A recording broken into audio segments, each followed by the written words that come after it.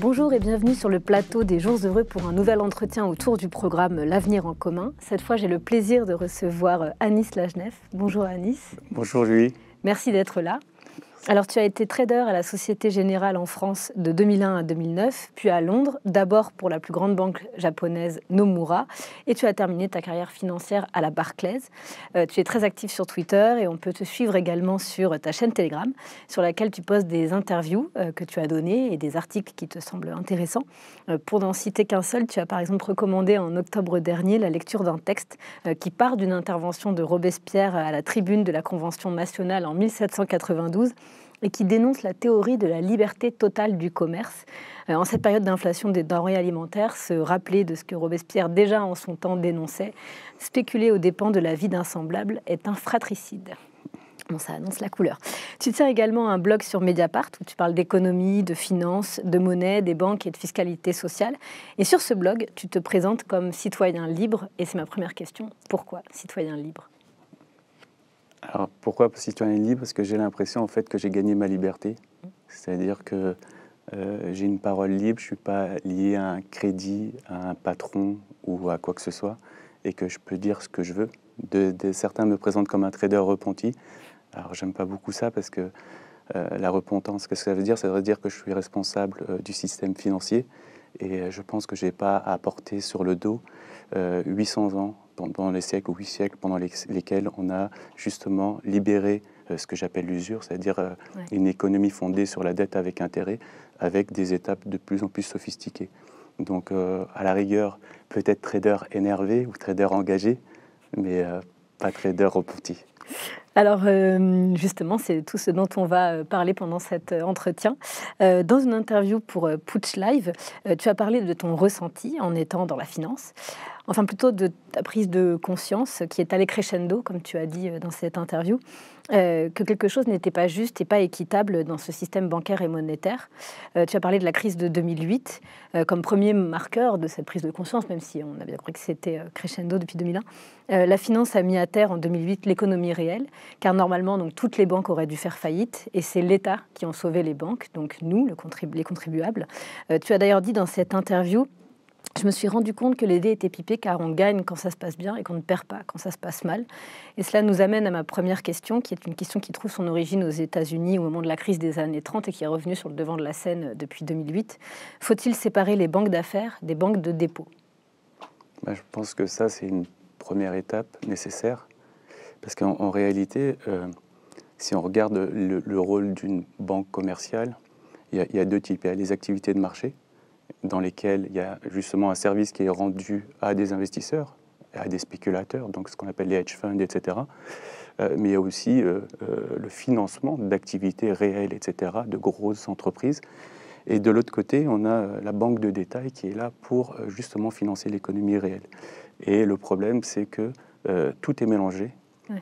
Et on ne sait pas, dans le bilan d'une banque, si on pourrait faire le travail et voir ce qui vient justement de la spéculation pure ou ce qui sert vraiment l'économie réelle.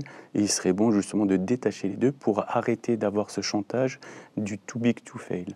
Qu'est-ce que ça veut dire? Ça veut dire que les banques, quand elles font de l'argent, les profits sont privatisés, mais le jour où ça se passe mal, on ne peut pas les laisser tomber. Donc en 2008, on les a sauvés une première fois. En mars 2020, on les a sauvés une seconde fois.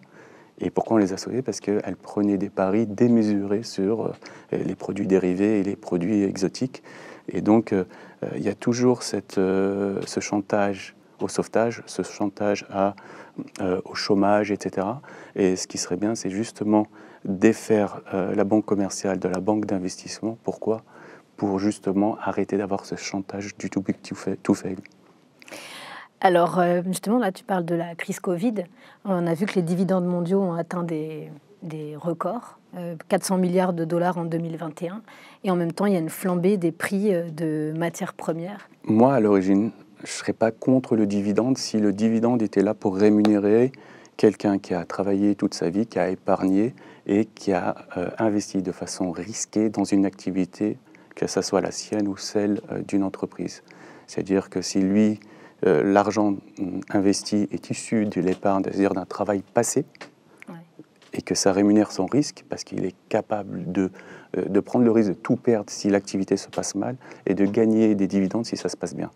Mais ça, c'est le capitalisme de grand-père ou de papa, allez, pour moi. Mais pour les plus jeunes, c'est leur grand-père. Ça fait à peu près une quarantaine d'années que le capitalisme tel qu'il est connu là est perverti par la dette. Alors, je vais donner un exemple très concret. Prenons par exemple le cas de Bernard Arnault. Bernard Arnault a levé, donc il a été sur le marché de la dette et a pu lever, donc ce qu'on appelle lever, c'est-à-dire emprunter sur le marché de la dette quasiment entre 10 et 16 milliards pour acheter Tiffany, qui est un joaillier américain. Et comment il l'a acheté? C'est pas sur des profits passés ou quoi que ce soit, c'est sur de la dette émise. Et cette dette, elle a été émise comment? Grâce à la BCE qui, a racheté cette dette-là et en plus a inondé le marché de la dette d'argent d'intérêt public, créé de nulle part. Donc lui, il va sur le marché de la dette, il lève ses 16 milliards, il achète Tiffany. Tiffany a des employés, etc. Lui, il va toucher 3% en dividendes de Tiffany. Donc, il s'enrichit de centaines de millions d'euros. D'après mes calculs, si je me rappelle bien, c'est quelque chose comme entre 2 et 300 millions d'euros, sans rien faire, juste grâce à un montage financier. Et ça, c'est un dividende qui est légitime pour moi. C'est un dividende qui est lié que à sa capacité à lever de l'argent gratuitement grâce à l'action de la BCE pour acheter une activité qui est réelle et profiter du travail des autres. Et ça, pour moi, c'est la perversion du dividende ou du capitalisme financier, justement par la dette avec intérêt. Donc je suis contre ce type de dividende. Et en ce moment, c'est quasiment, à part quelques petits actionnaires, et c'est pas ceux-là, c'est pas Papy qui a investi dans Eurotunnel à l'époque ou dans France Télécom qui pose problème, ou dans le Gaz de France, c'est pas lui, ou Engie maintenant, c'est pas lui qui pose problème. Celui qui pose problème sont tous ces prédateurs qui vont et qui, par le jeu des LBO, c'est-à-dire comme Drahi, c'est quoi la LBO? Je lève énormément d'argent, j'achète SFR, je maquille la mariée, je renvoie des gens alors que c'est profitable, etc. Et derrière, je touche des dividendes. Et cet argent-là, comment il le touche, le dividende? C'est justement grâce à la dette qui lui a permis d'acheter SFR. Alors, quand tu as accepté cette interview, je t'ai fait parvenir le programme et tu as tweeté que les 4 premières propositions de l'avenir en commun sur le partage des richesses sont la clé pour nous libérer de la domination de la finance sur nos vies et sur l'État. Et l'une de ces propositions est de créer un pôle public bancaire. Qu'en penses-tu? Je trouve que c'est une excellente idée. En fait, je pense qu'il faut qu'on revisite Locke et Montesquieu sur la séparation des pouvoirs. C'est que ils sont super, Locke et Montesquieu, ils ont commencé le travail, mais je pense que là, il est temps, au XXIe siècle, qu'on finisse le travail. Et donc, il y a 2 pouvoirs qui nous échappent, qui sont centraux, en fait. Pour moi, le premier, il est au-dessus même de tous les autres, même au-dessus de l'exécutif, on le voit bien en ce moment, c'est le pouvoir monétaire. Donc, c'est le pouvoir de création monétaire, le pouvoir de créer de la monnaie à partir de rien. Ce pouvoir doit être repris socialement, et il doit revenir au peuple. Il doit revenir démocratiquement au peuple. Donc ça, c'est la première chose. Et le deuxième, c'est le pouvoir médiatique, mais ce n'est pas l'objet de cette réunion. Donc voilà les 2 pouvoirs qu'il faut reprendre. Donc pourquoi il faut reprendre le pouvoir de création monétaire? Parce qu'aujourd'hui, je ne sais pas si les gens le savent, mais il y a 2 façons de créer de la monnaie. C'est soit la BCE qui crée de la monnaie à partir de rien, et après il va racheter de la dette publique ou la dette de multinationales comme celle de LVMH ou de L'Oréal ou de Total, sans faire de distinction, est-ce que c'est une dette carbonisée ou pas. Donc il n'y a aucun... ils se disent agnostiques à toute dimension politique, mais en fait ne pas avoir justement de décision politique dans la création monétaire, c'est déjà faire de la politique. C'est-à-dire, c'est déjà favoriser LVMH, c'est déjà favoriser Total, qui sont les dernières multinationales qu'on devrait aider d'ailleurs. Elles s'en sortent déjà très bien toutes seules. Donc ça, c'est le premier point. Donc ça, c'est la monnaie qui est créée par la BCE. La deuxième monnaie qui est créée, et qui représente à peu près 90% de la monnaie qui est en circulation, c'est la monnaie qui est créée par des institutions privées. Et pour être un peu plus précis, par des banques commerciales. Donc les banques commerciales peuvent être parfois nationalisées ou partiellement nationalisées. Donc, ces banques commerciales ont le pouvoir, la BNP, la SG, etc., ont le pouvoir de créer de l'argent à partir de rien et de l'allouer à une activité ou à une personne. Et cet argent, à quel moment il est créé? C'est au moment de l'octroi d'un crédit. Et donc, peu de gens le savent. C'est que quand une personne, une entreprise va à une banque et demande de l'argent, la banque n'a pas l'argent. En fait, c'est au moment où elle va accorder le crédit que la monnaie va se créer de nulle part. Donc, les banques commerciales ont ce pouvoir de création monétaire qui est énorme, qui fait d'eux des alchimistes monétaires. C'est-à-dire qu'ils sont capables de transformer le vent, c'est-à-dire le fait d'appuyer sur une touche, en or, qui est de l'argent, qui sert vraiment à acheter des choses réelles.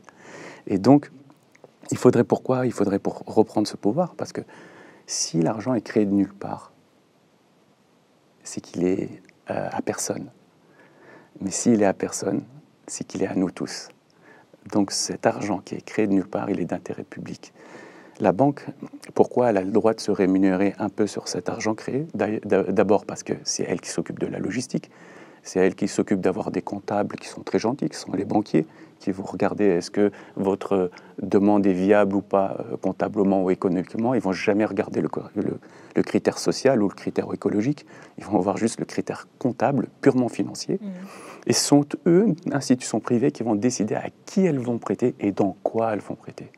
Donc on voit des milliards qui sont créés de nulle part pour être investis dans le gaz de schiste aux États-Unis et au Canada par des banques françaises. Okay. La BNP, c'est quasiment celle qui finance le plus dans le monde les activités fossiles, avec de la monnaie créée de nulle part, grâce à une licence bancaire donnée par l'État français. Une licence, normalement quand on paye une licence, on doit payer une redevance qui va avec. Ils ne payent rien. Et donc cet argent est à nous tous. Et donc il faut reprendre ce pouvoir-là et il faut mettre un peu d'ordre dans cette création monétaire et un peu piloter l'économie. C'est-à-dire, moi je donne l'idée de donner peut-être un bonus-malus selon l'activité ou selon la personne. Parce que je suis désolé, les gens se plaignent des riches, mais est-ce qu'ils savent que quelqu'un comme Drahi a emprunté 50 milliards d'euros à lui tout seul? Il y a des gens, ils n'arrivent pas à emprunter 30 000 euros pour se lancer dans un business de plomberie ou de couvreur, mais il y en a qui arrivent à lever 50 milliards pour faire des montages purement financiers, des LBO, qui leur permettent d'avoir un patrimoine tellement énorme qui leur permet justement d'acquérir un pouvoir médiatique et un pouvoir politique. Et donc tout est lié. On voit que le financier a la mainmise sur l'économique. Quand je parle d'économie, c'est l'économie réelle. Mais aussi, ils ont un pouvoir sur les médias. Ils ont un pouvoir aussi, non pas que sur les médias, mais aussi sur le politique. Et parce que ce sont eux qui vont justement forger l'opinion. Donc là, récupérer ce pouvoir sur cette monnaie qui sera gérée démocratiquement par nous, qui est notre monnaie, on pourra orienter la monnaie vers des projets écologiques, sociaux, aider des TPE, c'est ça? Exactement, parce que pour l'instant, qu'est-ce qui se passe? C'est que moi, j'ai rien contre les banquiers qui sont dans des petites agences, etc. Ils font leur boulot, ils doivent aussi se nourrir, payer leurs crédits. Je suis sûr qu'ils ont des crédits aussi. Donc, j'ai rien contre eux, mais quand eux vont devoir décider est-ce qu'ils prêtent ou pas à telle activité ou telle personne, ça va être selon les critères purement comptables de la banque. Alors qu'il faudrait qu'il y ait quasiment un comité de gens, de citoyens qui doivent être dans ce bureau-là avec ce monsieur pour dire non, on va donner une chance à ce jeune-là. Ok, ça n'a pas l'air d'être très rentable ce qu'il raconte, mais on va lui donner un petit bonus, c'est-à-dire lui mettre moins d'un... Parce que là, c'est le contraire. Le banquier, si je viens, j'ai 50 ans, et que je demande d'acheter mon 4e Airbnb, et que j'ai prouvé que j'ai payé mon crédit de mon premier logement, et j'ai payé les 3 autres Airbnb, et que je sais très bien gérer mon argent, bah, le banquier, je coche toutes les cases pour avoir le taux le plus bas et le maximum d'argent pour acheter mon 5e, mon 6e et mon 7e Airbnb. Et dans ce cas-là, je laisse qui? Je laisse la jeunesse. Parce que ce que les gens ont du mal à comprendre, c'est que si on crée le crédit et que maintenant 60% des encours, c'est-à-dire 60% des stocks de crédit servent à l'immobilier, donc peut-être, je crois que c'est 40 ou 50% l'immobilier, c'est-à-dire le logement et l'habitat. Et donc, si on draine l'argent vers ça, on va créer la spéculation immobilière. Et cette spéculation immobilière va faire que les prix à Paris montent dans les grandes villes, etc. Et ça laisse qui? Ça laisse la jeunesse. On crée une sorte de Ponzi scheme qui va léser la jeunesse. Parce qu'il y avait des citoyens, des petits jeunes dans cette salle. Ils disaient, non, moi, on ne va pas donner à ce cinquantenaire, là, ce quinquagénaire, son sixième appartement Airbnb, parce que ça me lèse moi. On va plutôt allouer cet argent au dossier dont on a parlé tout à l'heure, du gars qui ne travaille pas pour son compte, qui aimerait bien travailler pour son compte et qui veut s'acheter une camionnette et avoir son premier... le gars, peut-être qu'il est soudeur, il veut s'acheter son matériel et il demande 30 000 €, on va l'allouer à lui. Dans un billet de blog que tu as appelé L'antidote au chaos, tu as écrit que pour une économie en harmonie avec l'humain et la nature, il faut reprendre le pouvoir détenu par les plus cupides, que notre économie s'est bâtie au fil des siècles à la suite d'un compromis implicite entre d'une part les cupides et de l'autre les thésauriseurs, qu'il faut neutraliser les premiers en interdisant l'usure et encourager les seconds à dépenser ou investir dans l'économie réelle. Alors les plus cupides, ce sont les actionnaires, ce sont les spéculateurs, qui imposent la tyrannie du temps court sur le temps long, de l'activité humaine et de l'impératif écologique. Comment reprendre le pouvoir sur la finance, sur les plus cupides? C'est toujours le même moteur nucléaire de la finance. Et à Perlevade, on lui a demandé qu'est-ce que c'est que la finance. Il dit la finance, c'est émettre une dette, la faire circuler. Et en fait, c'est qu'une histoire de dette, la finance. C'est la gestion de la dette. Et ce qu'il faut faire, c'est justement avoir une économie qui repose un peu moins sur la dette. Et ça, c'est quand on parle d'usure, il faut définir ce que c'est l'usure. L'usure, alors, il y en a, ils vont faire une définition qui est celle de la Banque de France, que moi, je n'accepte pas. C'est de dire que l'usure, c'est prêter avec un taux qui soit énorme. C'est-à-dire que, je ne sais pas, il y a des règles à la Banque de France, ils disent si vous prêtez à 13%, là, vous atteignez le taux d'usure. Pour moi, ce n'est pas ça l'usure. Pour moi, l'usure, c'est le vol du temps. Voilà. Et pourquoi c'est le vol du temps? C'est que quel est le pouvoir du banquier? Et pourquoi il nous domine sur cette terre? C'est qu'il a un pouvoir incroyable. Il s'est accaparé le temps. C'est-à-dire que quand moi, je vais le voir, et je vais lui dire, je suis jeune, moi, je suis plus trop jeune, mais on va dire si j'ai 25 ans, je suis jeune, j'ai 25 ans, je suis prêt à donner 30 ans de ma vie. Voilà, je vais gagner, je pense, tel et tel argent. Le banquier va regarder mes fiches de paye, va extrapoler, va dire oui, c'est très plausible que vous allez gagner tel et tel argent. Il a le pouvoir de ramener tous les flux futurs, c'est-à-dire tous les salaires, toutes les rentes futures, il les ramène à aujourd'hui. Et il vous les donne sur un plateau comme un magicien, en appuyant sur une touche d'ordinateur. Et juste par ce travail-là, il va se rémunérer sur vous par les intérêts. Voilà. Et ça, en fait, c'est quelque chose d'incroyable, c'est quelque chose de magique, en fait. Et donc, pourquoi est-ce qu'on va lui donner ce pouvoir de s'accaparer le temps? Le temps, il est universel, il appartient à tout le monde. Il n'appartient pas aux banquiers.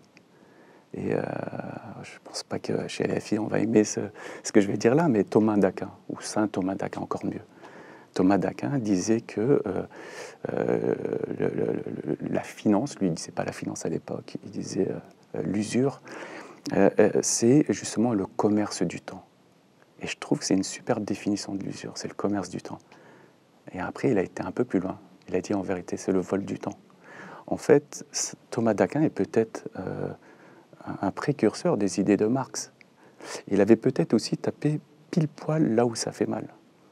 Mais le problème avec justement cette pensée des scolastiques qui ont compris que l'usure, donc la dette avec intérêt, un système économique qui ne repose que sur la dette avec intérêt, posait un problème.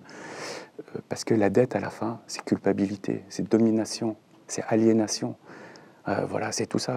On peut regarder tous les mots dans toutes les langues. C'est incroyable. C'est juste aller chercher la racine des mots. Ça nous explique, et tous ces anciens savaient exactement ce que c'était que la dette. Par exemple, en allemand, c'est Schulden, c'est la culpabilité. Voilà, en arabe, c'est qarf. Qarf, c'est la morsure. Voilà, donc ça fait réfléchir. En bambara, donc la langue qui est parlée principalement au Mali, en bambara, la dette, c'est djourou, c'est la corde au cou. Voilà. Et donc, ce qu'il faudrait, c'est justement comprendre ça. Et si on veut mettre au pas la finance, il faut créer une monnaie qui soit libre de dette. Et donc, il faut aussi que nous, on comprenne qu'il faut arrêter d'aller sur les ronds-points le samedi ou avec le syndicat, aller de la place République à la Nation le dimanche, et aller le lundi chez le banquier quémander un crédit pour se mettre la corde au cou sur 25 ans, c'est soit hypocrite ou soit c'est ne pas être conscient du monde dans lequel on vit. Et donc il faut reprendre ce pouvoir de création monétaire et pourquoi pas créer ce que j'appelle moi une monnaie libre de dette. Je ne sais pas si on aura le temps d'en parler. Si on va en parler, je voulais juste rebondir sur ce que tu as dit sur les Gilets jaunes, du coup, qui ont investi les ronds-points. Ils ont beaucoup, reparlé de la loi de 73. Moi, je suis contre cette idée. Je ne parle jamais de 73, de la loi de 73. Pourquoi? Pour moi, de Maastricht ou de Lisbonne. Parce que Maastricht ou Lisbonne, voilà, là, c'est concret, ce sont les traités européens, c'est le cadenas. C'est une alliance entre le système bancaire et les multinationales, le marché, qui a cadenassé justement nos lois européennes pour que la création monétaire soit à leur service. Okay. Donc, il faut généraliser, et 73, pour moi, c'est un détail de l'histoire. C'est une étape dans la sophistication de la finance et de l'emprise qu'elle a eue. Pourquoi cette date de 73 revient souvent? Parce que le premier déficit de l'État, c'est 74. Et il est plus lié au premier choc pétrolier qu'il y est à quoi? Qu'il y est à 71, c'est-à-dire à la fin des accords de Bretton Woods en août 71, quand Nixon a décidé de dire, vous savez quoi, le dollar n'est plus adossé à l'or, il est adossé à rien. Donc l'or, en fait, c'est quelque chose de physique. On avait quelque chose, malgré la tricherie des Américains qui se mettaient à faire de la dette dans tous les sens, et De Gaulle l'avait vu d'ailleurs, on avait quelque chose, même malgré la triche, qui nous arrimait au sol. C'était l'or. Une fois qu'il a dit, la monnaie, ça repose plus sur rien. Il y a un site qui s'appelle WTF Happened en 1971. Donc, WTF, je ne vais pas dire ce que ça veut dire WTF. Ma fille a dit What the flip. Pas mal. What the flip happened in 1971. On va voir ce site-là et on va voir qu'à partir de cette date, en fait, tout part en vrille. C'est-à-dire que tout devient exponentiel. La dette devient exponentielle, les inégalités richesses deviennent exponentielles, la part du partage des richesses en fait va aller de plus en plus vers le capital. La productivité avant, elle était à peu près bien partagée entre les salariés, les travailleurs et les actionnaires, donc les capitalistes. D'un seul coup, elle va être au service du capital et au détriment. Et c'est évident, ça fait vraiment une divergence qui est visuelle graphiquement. Et donc, la vraie date, c'est 71. Okay. La vraie date, c'est de dire la monnaie, maintenant, elle ne repose sur rien. Elle ne repose que sur la dette. Le ministre de l'économie, Bruno Le Maire, a récemment réaffirmé sur le plateau de TV5 Monde la stratégie du gouvernement qui consiste à limiter les dépenses publiques et la dette en organisant une croissance soutenue de l'économie. Donc, en gros, la ligne de l'exécutif, c'est clair, financer la dette par la croissance. Ils nous en font souper, de la croissance.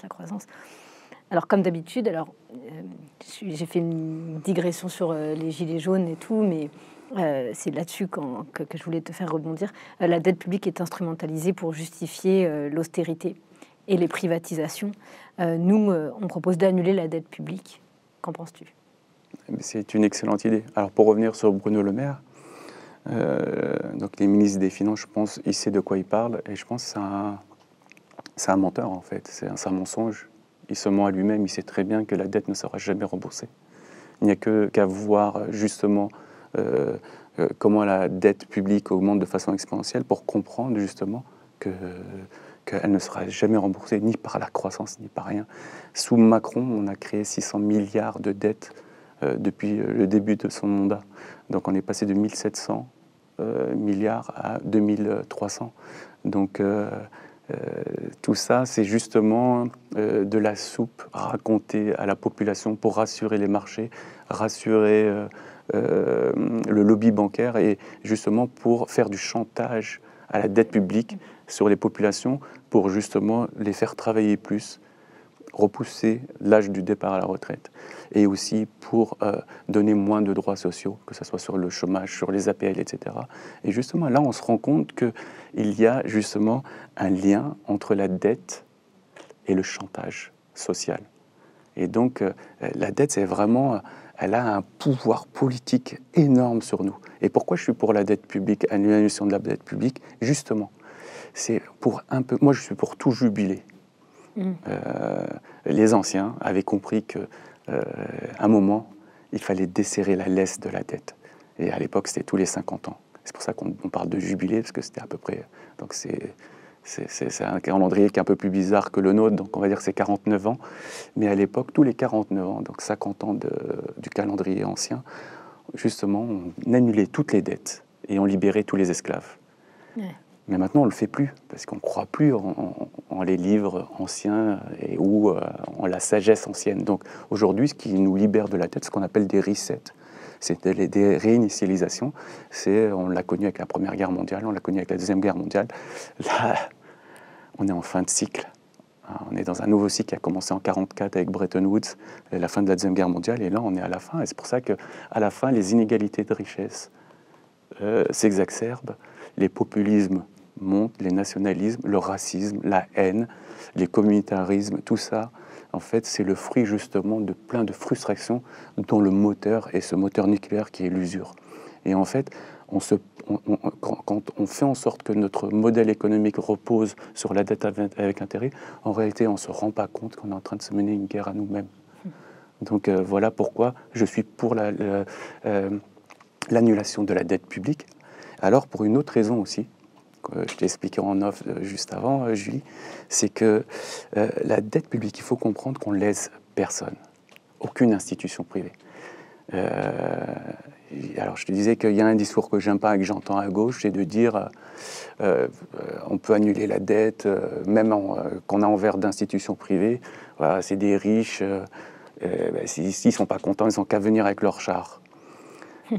Ça, je suis contre. Pourquoi ? Parce que moi, même je suis contre la dette à partir du moment où on donne notre parole, la parole de l'État, comme quoi on va rembourser une dette, j'aimerais que cette parole soit tenue, parce que c'est la parole de l'État. Et si on vit dans un monde où il n'y a plus de parole, il n'y a plus de confiance, il n'y a plus de monnaie, il n'y a plus d'économie, il n'y a plus rien. Et donc, cette histoire de l'annulation de la dette publique que j'ai signée avec 100 signataires et 100 économistes, d'ailleurs j'étais le seul qui n'était pas économiste dans la liste. Pourquoi j'étais pour ? Parce qu'en fait, c'est poche droite, poche gauche. C'est que quand on dit que la BCE rachète la dette publique de l'État français, elle le fait de façon équitable. Elle respecte quasiment ce qu'on appelle le capital key, la clé de répartition, c'est-à-dire le poids de chaque économie dans la BCE, le poids de chaque banque nationale dans la BCE. La BCE, c'est rien d'autre que la somme de plein de banques nationales, ce qu'on appelle l'eurosystème. Donc la BCE veut dire, voilà, j'ai alloué 20 milliards ce mois-ci au rachat de dettes publiques. Bah, la France, vous représentez 15% de la BCE. Allez-y, sur les 20 milliards, vous pouvez racheter 3 milliards. Okay, et donc, qu'est-ce qui se passe ? Il y a Villeroy de Galhau, il appelle ces gars, il dit, allez-y les gars, vous pouvez y aller acheter pour 3 milliards de dettes publiques ce mois-ci. Mais qui est la Banque de France ? C'est une banque nationalisée en 1945. Napoléon, on avait fait une institution privée. D'ailleurs, il en est devenu actionnaire, lui et sa famille. Mais en 1945, après le deuxième reset, c'est-à-dire celui de la Deuxième Guerre mondiale, De Gaulle et d'ailleurs les communistes, etc., c'est-à-dire tous les résistants de la Deuxième Guerre mondiale, qui sont unis, qu'ils soient gaullistes ou qu'ils soient communistes, ont fait en sorte que la Banque de France devienne nationalisée, devienne justement sous contrôle de l'État. Donc, et pour la petite histoire, la Bank of England, c'est en 1946, genre un an après. Donc ça, c'est très très bien. Donc c'est une banque nationalisée qui nous appartient, qui rachète nos dettes publiques. Et donc comptablement, c'est neutre. Si on doit payer des intérêts, on va les payer les intérêts à la Banque de France, mais elle va nous les rendre en dividendes. Donc à quoi sert cette dette ? Elle ne sert à rien. Le mal est déjà fait. En fait, le mal de l'inflation. Qui a créé l'inflation des actifs, c'est-à-dire des actions, des obligations, de l'immobilier, qui a appauvri les gens, qui a permis aussi la spéculation, on ne le sait pas, mais qui a permis aussi la spéculation sur les matières premières. Le mal est déjà fait. Donc cet argent-là, en fait, on le doit à nous-mêmes. Et pourquoi il faut l'annuler ? Parce que c'est pour enlever ce chantage à la dette qui est permanent. Parce que croire que Villeroy de Galhau, cet usurier en chef de CTLM, c'était le PDG de CTLM, c'était le numéro 3 de BNP. Moi, je l'appelle l'égorgeur de la mer isolée. C'est celui qui donnait des prêts revolving, etc., des crédits revolving à 15% aux gens les plus démunis, même quand les taux sont très bas. Donc celui-là, penser qu'il travaille pour l'intérêt commun, c'est vraiment croire au Père Noël. Donc se libérer de cet homme-là, c'est justement de se libérer du lobby bancaire, c'est de se libérer de la finance, c'est se libérer aussi du chantage à la dette. Et donc tout jubilé est bon à prendre, surtout celui-là qui ne laisse pas les institutions privées. Je vais finir avec une dernière question. D'accord. En préparant cet entretien et en te lisant, bon, comme je le disais, j'ai découvert énormément de choses qu'on sait comme ça dans le fond, quoi, mais qui restent finalement très abstraites et opaques. Et le réalisateur de cette émission, Robin, a d'ailleurs pensé à une citation d'Henry Ford. Il est appréciable que le peuple de cette nation ne comprenne rien au système bancaire et monétaire, car si tel était le cas, je pense que nous serions confrontés à une révolution avant demain matin. Et c'est pour ça que je disais que j'étais trader énervé, justement, mais aussi trader anxieux, parce que, en fait, plus j'allais dans le savoir, et plus, justement, j'essayais de décortiquer le savoir. En fait, j'ai jeté tout ce que je savais, tout ce qu'on m'a appris dans les marchés financiers, à l'école, et j'ai tout mis à la poubelle, et je suis reparti à zéro pour essayer de comprendre. Et quand je suis arrivé à la fin de ce cycle, au bout de 3-4 mois de recherche intensive, quasiment sans dormir des fois, parce que j'étais pris par mes lectures, etc., je suis arrivé à la conclusion qu'en fait, on vivait dans des cycles. Donc il y a des gens, déjà des économistes qui ont théorisé ces cycles, et même des hedge funds comme Dalio, par exemple, qui est un grand spéculateur qui a vu cette notion de cycle et qu'à la fin, ça se termine toujours mal. Et je me suis dit, mais en fait, la question que je me suis posée, c'est pourquoi à la fin ça doit toujours terminer mal et pourquoi ce sont les peuples qui payent. Donc si on prend juste la Première Guerre mondiale, ce sont des guerres nationalistes qui nous ont coté, si on intègre dans les morts de la Première Guerre mondiale la grippe espagnole, qui nous ont coûté quasiment 50 millions de morts. Mais pourquoi ce sont nous qui payons? La Deuxième Guerre mondiale, avec le nazisme et toute la guerre mondiale qu'il y a eu, c'est encore une cinquantaine de millions. Donc, et à l'époque, il n'y avait pas 7 milliards d'habitants, donc c'était énorme. C'est comme si aujourd'hui, on avait 250-300 millions de morts. Et donc, je me suis dit, pourquoi nous devrions payer pour ça? Et c'est pour ça que j'étais un peu anxieux. Et l'autre chose qui m'a fait peur, et ça c'est inédit, c'est que je me suis rendu compte que la dette avec intérêt, en fait, était toujours de nature exponentielle. Et que c'est ce qui faisait justement le fait qu'elle soit exponentielle et que les arbres ne montent pas au ciel, qu'à chaque fois, il y avait un retour au réel qui était violent. Et je me suis dit, mais cette fois, je voyais quelque chose de nouveau, parce qu'avant, c'était toujours ce qui est exponentiel, c'est les bourses qui montent au ciel, c'est l'endettement, etc. Et là, la première fois que j'ai vu ça, je me suis dit, mais non, mais c'est pas possible, on est en train de créer une nouvelle bulle. Ce n'est pas la bulle de la dette, ce n'est pas la bulle de l'immobilier, ce n'est pas la bulle des nationalismes et des frustrations sociales, etc. On est en train de créer une bulle inédite, dont on est tous conscients, on en parle souvent, c'est la bulle écologique. Ouais. Et là, ça m'a apeuré. Et je me suis dit, mais non, il ne faut pas être énervé. Il ne faut pas vouloir tout détruire. On ne peut rien faire, on vit dans ce monde-là, on va essayer de l'améliorer, et donc je vais m'engager à 100%. Et donc j'ai arrêté un peu toutes mes activités, et je me suis à 100% à dire, comme un pèlerin, je vais essayer d'en... Comme un lanceur d'alerte. Voilà, on parler peut-être à 10-15 personnes sur Twitter. Si j'arrive à toucher 10-15 personnes, j'ai touché tout le monde. Et voilà, et c'est pour ça, donc, je pense qu'il ne faut pas tout détruire. Mais il faut aller vers la connaissance avec paix, et essayer de changer les choses, et peut-être aussi accepter l'amnistie. Et je t'en parlais en off tout à l'heure. C'est dur à accepter, mais se dire, s'il y a des gens qui ont réussi à accumuler des milliards, qui ont réussi à arbitrer le système, un système cupide, qui est vieux de plusieurs siècles, ils l'ont fait de façon peut-être non morale, mais ils ont respecté les règles, même si ils ont respecté les règles des fois en étant à la limite du légal.